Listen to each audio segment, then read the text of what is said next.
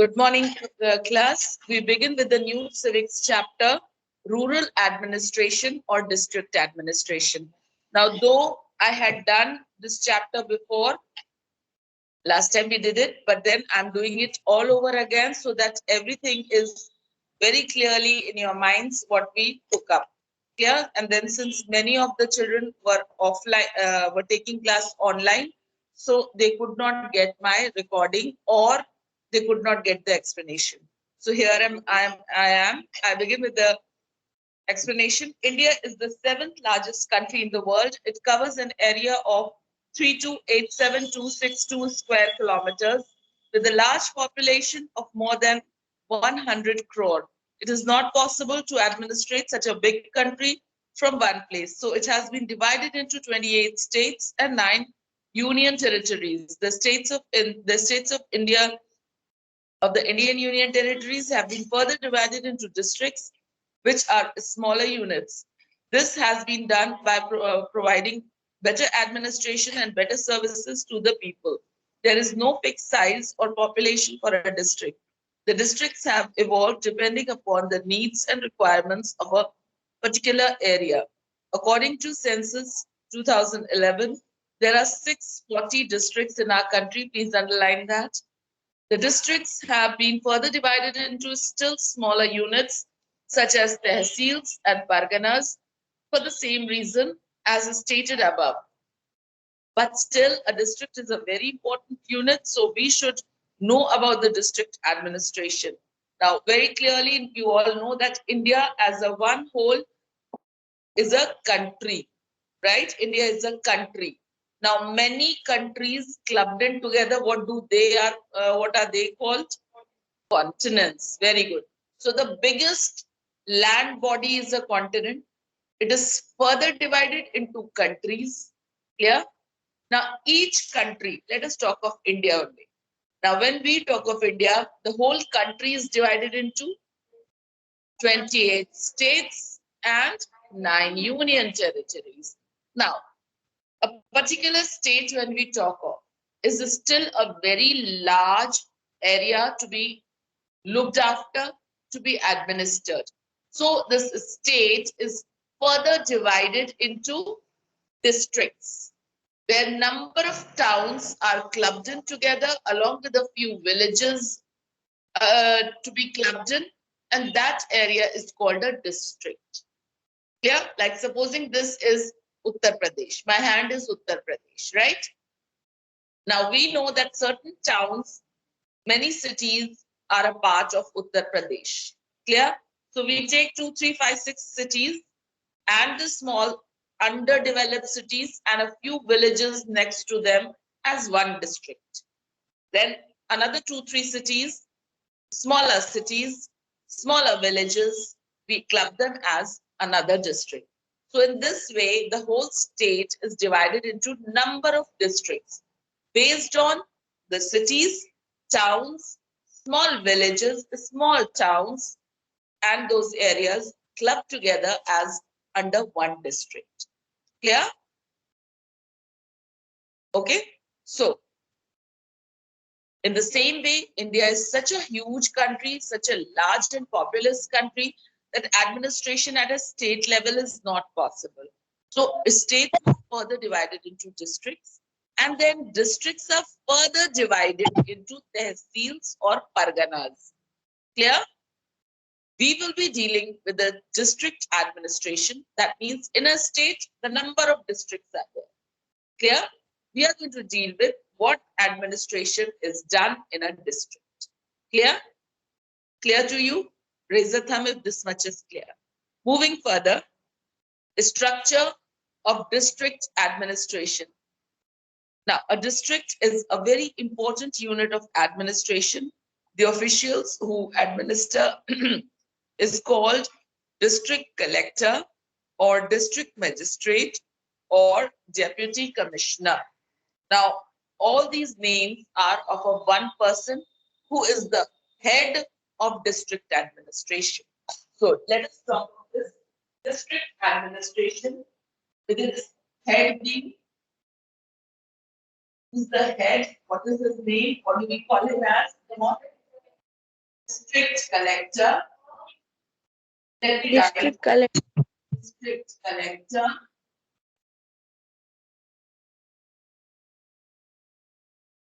or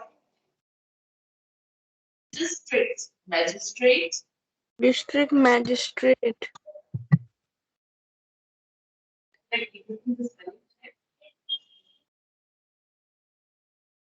or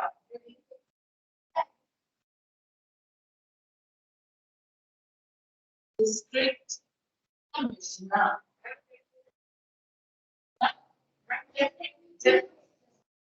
Or Ma'am, deputy commissioner. no, is it or is it or? So that deputy commissioner.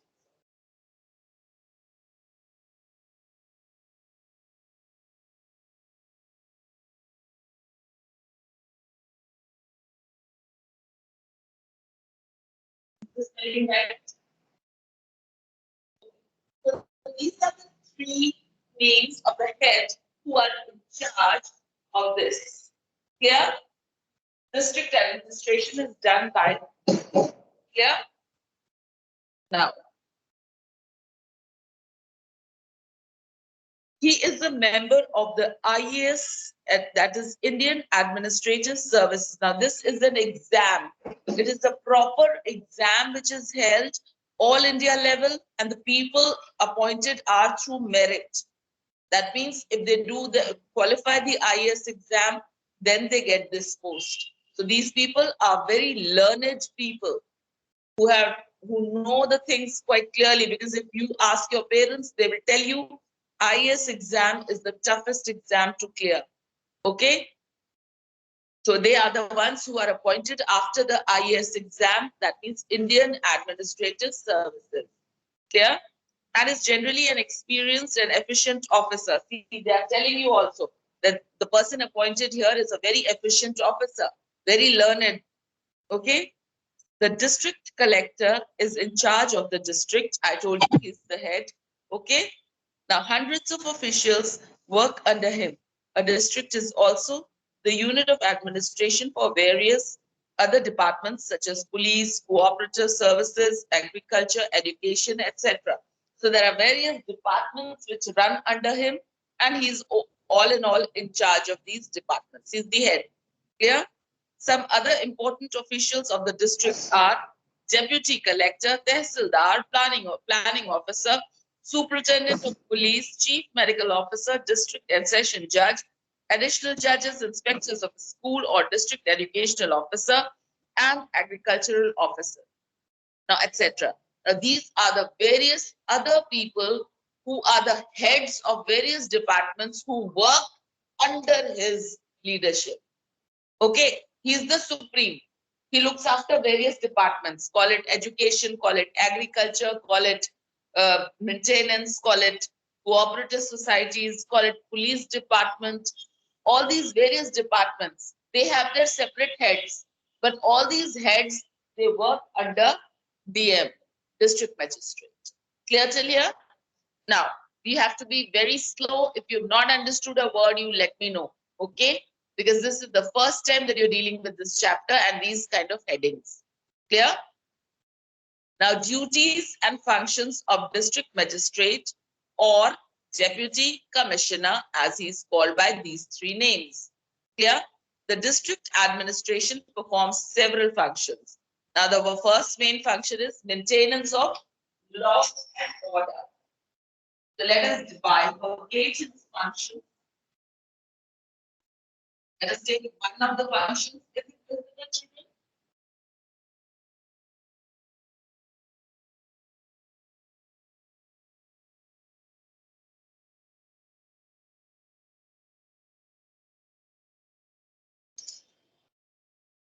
Now, one of the functions is maintenance of law and order.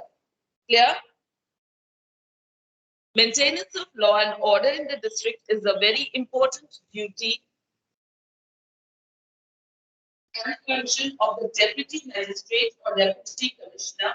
He is helped in this field by the superintendent of police or SSB, who is a member of IPS, that is Indian Police Service, and is the highest police officer in the district. Now, you all know that in the district, who looks after the maintenance of law and order? Police. ठीक है ना? तो police का जो सबसे prime head है, जो head है, वो क्या है? एसपी, और is also known as SSP, senior superintendent of police or superintendent of police. So he is the one who is the head in the police department, and he is appointed by IPS exam, Indian Police Services exam, which is also a very important exam. Learned people get this post. Yeah. One SP. In every district, there is one SP. Okay, or SSP. The person is same. If he's a senior, then he's a senior superintendent of police. Did you get it? Next, they are telling you that if there is a threat to peace in the city, the DM or DC imposes Section 144. Now, Section 144 says, please underline this section, it tells us that in case of any problem, the public should not gather.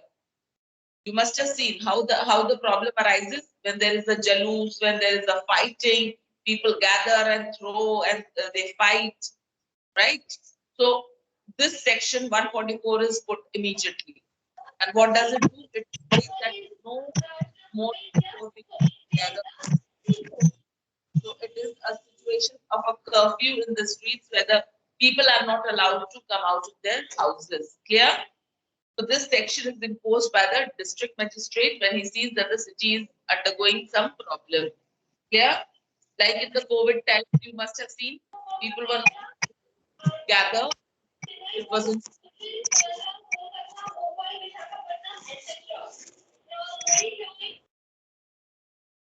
Who is this? Who's this? Who doesn't have the sense that they should not be opening their mics? Please, one of you who's good enough, please keep a track of the child who's doing this. And there was a name given to me by one of the students. What is his name?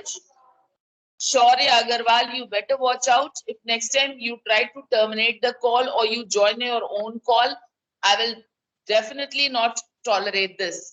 The children are paying, the parents are paying for the education, and it should be given to them properly. Next, there is a jail in each district. The official in charge of a jail is called a jailer. The deputy jailer assists him. Men and women prisoners are kept in separate prisons. In jail, criminals are taught skills like carpet weaving, carpentry, etc., so that they can change their ways and become good citizens. So now they're telling you, every city has a department which maintains law and order, plus nearly every district has a jail where the prisoners, where the criminals with a record are put into prison. Clear? Now the in charge of the jail is called the jailer. Another person who's next in line is the jailer. Jailer, or he's helped by another person called deputy jailer. Okay, now he's in charge of the jail. And the prisoners in jail, they are taught various skills like weaving, carpentry, etc., so that once they know some art, once they know some skill, at least once they come out of the jail, they have a chance of changing their life into a better human being. Okay? Did you all understand? Okay, so now we come on to the next function. Just let me please remove some of you. I mean, not remove you. I'm putting myself on the main screen. Okay. So is the blackboard visible to you all? Yes, ma'am. Yes. Now we come on to the next one, that is the land records and collection of revenue. So next department is land records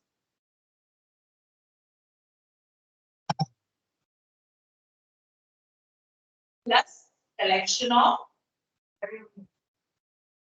revenue. now. Let me tell you that this department deals with all the land details, whichever, even if I have a property, even if you have a property, in all the cases, it is the record has to be maintained, and that is done by the various officials working in the district level. Clear? Then the next is collection of revenue. That means whatever money is to be taken and given for that particular land which you are buying or selling, or whatever revenue that you are getting, whatever money that you are getting from that land has to be noted and given an account to these people here. Clear? जो भी जमीन है आपकी, चाहे वो आप ही की क्यों ना हो, you have to get it noted down in the district level under these land records. ये किसके नाम जमीन है, किससे मिली है, पुश्तैनी है. पुश्तैनी means your forefathers are having it and you got it from them, or whoever was the owner and now it has been transferred to you. All these details, land records are there. Then collection of revenue from these lands, whatever you have planted in that land, what return are you getting, how much return you have to take, and how much a share of it has to go to the state or to the district. All this collection is done by this department. Clear? So anything dealing with land, either it is the record of it or the collection of the revenue, all is managed under this heading. Is this much clear? Now we read and see. Yes. Maintenance of land records and collection of revenue is an important function of the district administration. The DM is helped in this work by officers like, now comes the names of these people who are in charge of this department, and the names are Tehsildars, Nayab Tehsildars, Kanun Goes, and Patwaris. So the people in charge, the head will be the Tehsildar. Tehsildar, he's the head. And under him is the Nayab. What is the spelling of Nayab? Nayab Tehsildar. Ma'am, Naib Tehsildar. And under him comes the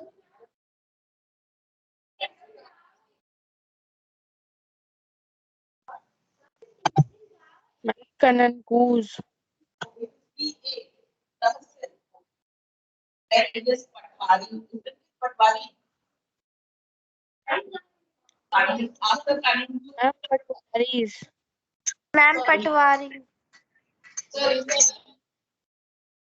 so then is the goes GO, and then last is Patwari. So you can see the order. Patwari. You can see the order in which these people are working. So for land records and collection of revenue, who's the head? The Tehsildar. Here, then he is assisted by Nayab Tehsildar, followed by Kanun Goes and the Patwari. Here. Huh? S also. Okay, Patwari. एक ही पटवारी की बात कर दी है मैंने. Okay, leave that. Next, they help the measurement of land. Now see the work they do. They help in measurement of the land, classification and assessment of the products, and levying of revenue. So they look after the land, they see what is, how fertile it is, what is it used for, what are the basic needs, what are the goods, under whose name it is, and all these details are taken over by him, dealt by him. Clear? Is this much clear to each one of you? Ma'am. Okay. Is the blackboard visible? Yes, Next. ma'am. Very good. Thank you. Yes. Next, come on to civic amenities and development. Next.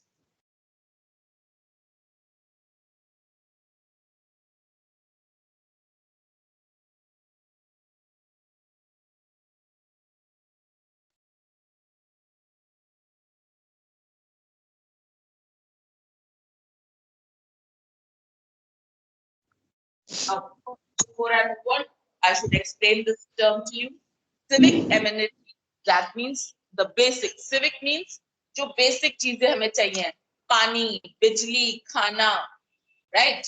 So basic civic facilities, amenities. Amenities are the things that we need. So basic civic amenities and their development.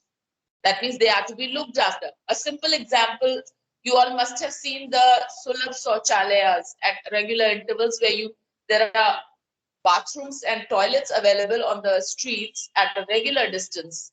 You must have seen it. Now, people, Yes, these are the ma'am. basic needs which are essentially provided in the district. And why is it done so? Because otherwise, the health and hygiene of the people walking on the streets would be hampered, isn't it? Supposing there's an emergency and you need to go for the nature's call, there has to be a toilet. There has to be the necessity. Plus, the poor people, they don't have homes. They don't have these sanitation available to them. So, by building these amenities, by having a park in a locality, that is a civic amenity. Clear? Looking after the electricity. Now, you all don't go and put up a pole and take your own wiring and do the electrification. Do you do that? No, it is done by the department. Now, same with the water. You get it, you open a tap, you put on your pump and it works. But is it you who has drawn the pipelines which brings the water to your doorstep? No. So all these work is done by these department people. Is this much clear? Moving further. The district Yes, ma'am. administration provides for civic amenities like healthcare, education, maintenance of government buildings and roads, etc. It also has the power to review the overall development of the district. It provides hospitals and dispensaries. It builds and maintains the roads, highways, and bridges. The district education officer looks after the provision of primary, middle, and secondary education in the district. The district medical officer supervises the running of the hospitals and dispensaries, and the executive engineer of the PWD is in charge of the construction and maintenance of government buildings, roads, bridges, etc. They all work in coordination with DM. So now these civic amenities means all the work that you do, which is needed for the people for a better life. Okay. So now to have a better life, you need education, you need good roads and paths, you need health facilities. Clear? So all this is what is called civic amenity. Clear? So for health department, for looking after the health, you have AL. For health, you have the CMO, Chief Medical Officer. For education, you have the, tell me the name of that person, education officer. Executive, no.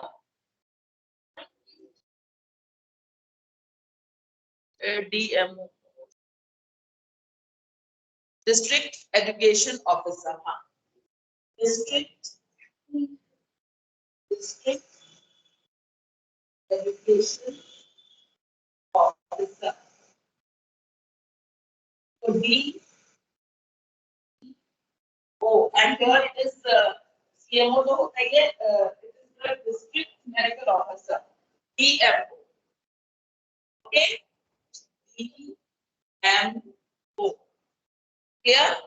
Then for the next is engineer for building up roads, etc. Engineer for roads, etc. Who's the head? No. Executive engineer. ENG I'm writing, and he will be executive engineer of the PWD. That is Public Work Department. Clear? We stop till here for today. I hope I'm clear till here, children. I have Is this doubt. clear? Thank you. Excuse me, ma'am. I have a doubt. Maybe now the